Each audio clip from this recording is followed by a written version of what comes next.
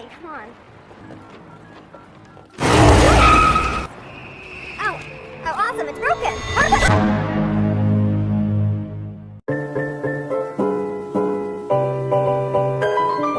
Halo para Omnivora, sesuai requestan dari kalian, kali ini saya akan merangkum sebuah film thriller berjudul The Call yang dirilis pada tahun 2013.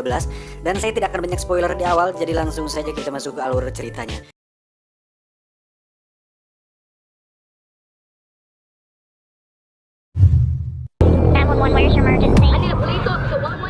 Film ini disutradarai oleh Bryan Anderson. Ini menceritakan tentang pekerjaan yang menerima panggilan darurat dari masyarakat, baik itu berupa laporan pencurian, penculikan, pembegalan, dan laporan darurat lainnya. Di mana pekerjaan yang kita anggap biasa justru sangat besar jasanya. Dan inilah The Call. Cerita dimulai dengan memperlihatkan kesibukan di kantor 911 yang sedang menerima berbagai macam panggilan darurat dari masyarakat. Dia adalah Jordan, operator paling kompeten di sana. Nope, don't want you to do that. Okay, and where? Dan ini adalah Paul, pacarnya Jordan. Setelah selesai istirahat, Jordan mendapatkan panggilan darurat dari seorang wanita yang sedang bersembunyi dari seorang pria tak dikenal yang masuk ke rumahnya. Jordan pun memberikan instruksi supaya dia bersembunyi di kamarnya dan membuka pintu jendelanya, agar pria misterius itu menyangka dia telah kabur lewat jendela. Dan itu berhasil. Any second. Akhirnya pria misterius itu beranjak pergi keluar untuk kembali mengejar si wanita. Namun beberapa saat kemudian panggilan 911 terputus. Jordan yang panik kembali mencoba menghubungi si wanita. Tetapi nada dering dari handphone si wanita itu terdengar nyaring sampai ke telinga si pria misterius tadi. Kemudian si wanita mengatakan kepada Jordan bahwa dering telepon dari Jordan membuat dia kembali.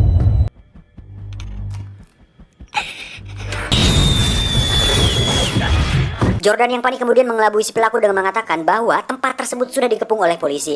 Namun pelaku tersebut terlanjur membunuh si wanita. Yang terjadi kemudian, panggilan pun terputus.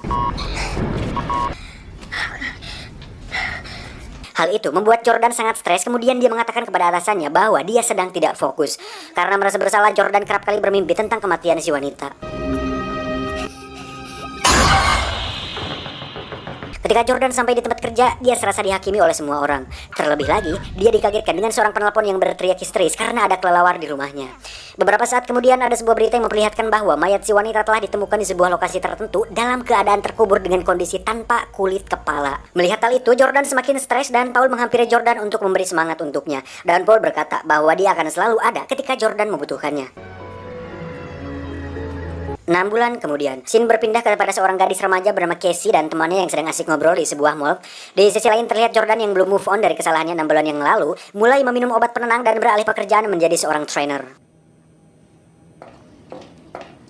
Sementara itu, Casey dan temannya terlihat sedang makan di sebuah food court. Tak lama, si teman pulang karena ada urusan mendadak. Namun tak diduga, handphone temannya ternyata tertinggal di meja. Saat Casey akan mengembalikan ponsel tersebut, si teman sudah keburu pulang. Tiba-tiba, Casey dikejutkan dengan sebuah mobil yang hampir menabrak dirinya hingga ponselnya terjatuh. Dari mobil tersebut turunlah seorang pria yang langsung membius dan menculik Casey. Di sisi lain, Jordan terlihat sedang menjelaskan bahwa sebagai seorang polis operator, mereka harus bisa mengambil keputusan secepat dan seefektif mungkin agar korban yang ada berada di luar sana bisa tetap aman.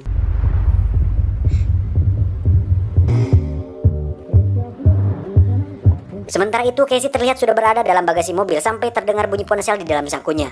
Casey yang terdesak pun langsung menghubungi 911 saat itu juga.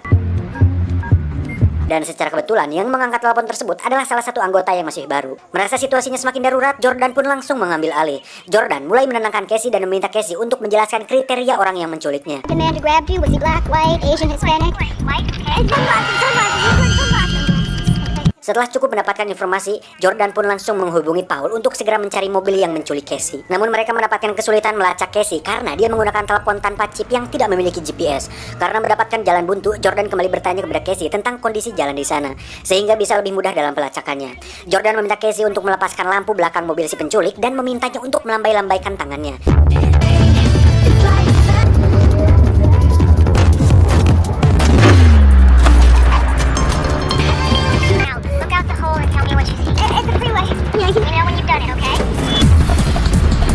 Dan beberapa saat kemudian kemudian ada panggilan baru yang menghubungi 911 dan ternyata itu adalah orang yang melihat Casey yang sedang melambaikan tangannya. Namun bodohnya dia malah menyusul mobil penculik itu dan membuat si penculik curiga. Kemudian si penculik pergi melalui arah yang berbeda sehingga membuat polisi kembali kehilangan jejaknya. Kemudian Jordan meminta Casey untuk membuat jejak supaya mempermudah pelacakannya dan Casey mendapati beberapa ember cat yang ada di bagasi itu.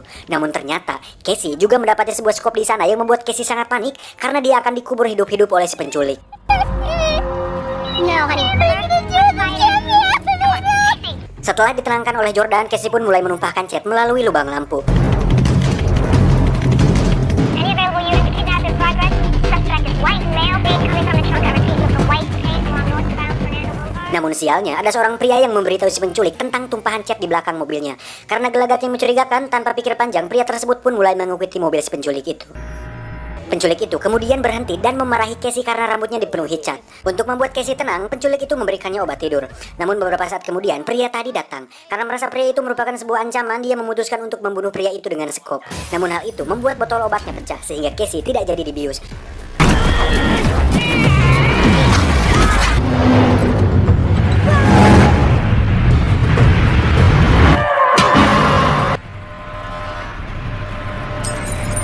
Akhirnya si penculik membawa mobil pria itu dan menyimpan mayatnya di bagasi bersama Casey. Dan beberapa saat kemudian, Paul dan anggotanya sampai di TKP. Namun mereka terlambat karena Casey sudah tidak ada di sana dan hanya menyisakan mobilnya saja. Karena Casey merasa tidak ada harapan lagi, dia meminta Jordan untuk mengirimkan pesan kepada ibunya bahwa dia sangat menyayanginya.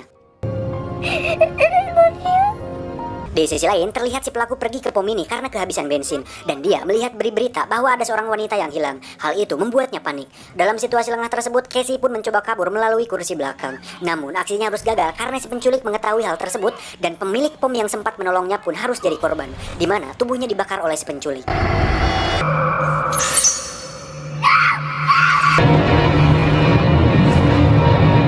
Kemudian Casey ditarik kembali dan dipukul hingga dia pingsan. Beberapa saat kemudian setelah kelompok Paul menyelidiki sidik jari si pelaku, akhirnya terungkap bahwa pelaku itu bernama Michael. Saat itu juga mereka langsung pergi ke rumah keluarga Michael dan meminta keterangan dari istrinya.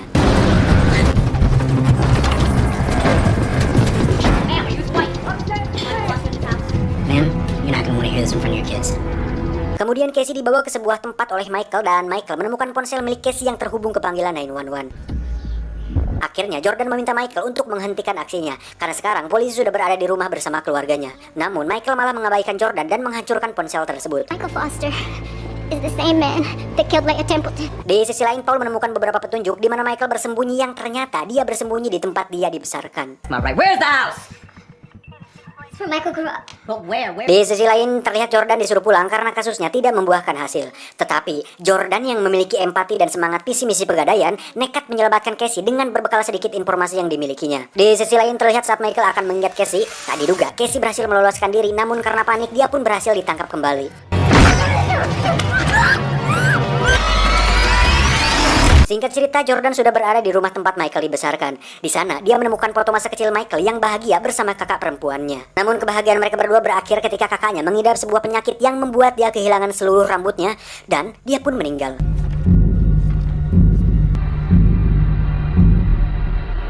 Karena Jordan tidak menemukan apapun di rumah itu, dia memutuskan keluar. Namun, betapa terkejutnya Jordan ketika dia menginjak ponsel milik Casey yang sudah rusak.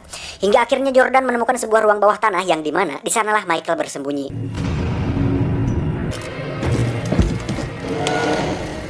Ketika Jordan akan menghubungi 911, ternyata di sana tidak ada sinyal sedikit pun. Yang pada akhirnya dia nekat untuk masuk ke sana sendirian. Saat Jordan masuk ke salah satu ruangan, betapa terkejutnya dia saat melihat beberapa rambut wanita yang merupakan korban Michael. Hingga akhirnya terkuaklah fakta bahwa pemicu Michael menculik para wanita itu adalah karena disebabkan oleh kematian kakaknya. Di mana rambut para korban dikuliti untuk diletakkan pada sebuah boneka manekin, sehingga Michael seolah kembali memiliki kakaknya. No! Sementara itu, Casey yang berada di ruangan lain pun tengah akan dibunuh dan dikuliti kepalanya. Namun beruntung, Jordan langsung masuk dan memukul kepala Michael hingga tersungkur. Dengan cepat, Jordan melepaskan ikatannya dan mereka berdua segera kabur dari sana. Tetapi, Michael yang masih bisa bertahan tiba-tiba menangkap kaki Casey. Dan dari situ terjadi adegan dramatis yang pada akhirnya Jordan berhasil membuat Michael terjatuh ke dalam ruang bawah tanah.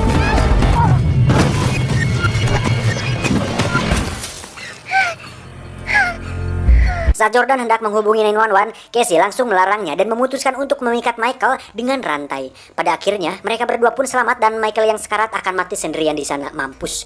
Please. It's already done. Tamat. Ending yang membagongkan.